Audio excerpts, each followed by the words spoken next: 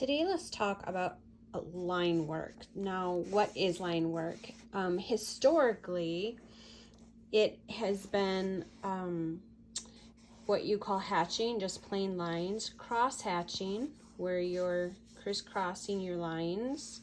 So there's different versions of cross hatching. And you have stippling, which is different forms of dotting that provides shading. And then you have scribbling. So I like using scribbling for trees. But these are all different examples of line work. Now, historically, if we look, this is an old German Bible storybook. I don't even know. Let me see if I can figure out. If you look closely, for example, like right here, historically, all of these were hatching and cross hatching in order to get all of your shading in these pictures. Now, today we have technology that allows us to do way more than just hatching and cross hatching, but up until our modern printing options, this is how you got your shading in your pictures in your books.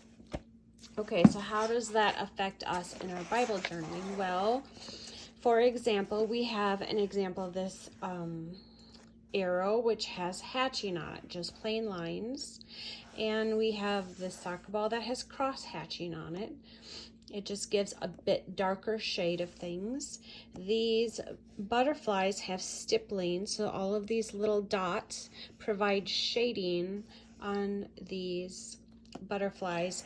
And although I have this down as scribbling, like this is scribbled, the shading on here is actually crosshatch. I might have to change out the picture in this, but the tree itself is scribbled, and I myself like to scribble. So just as we had some examples where you can practice on your drawing, we also have examples where you can practice on your hatching, cross hatching, your stippling, and your scribbling. So you can practice by, just tracing over these lines, or you can come up with your own pictures. But this is all what line work is when you're doing your drawings.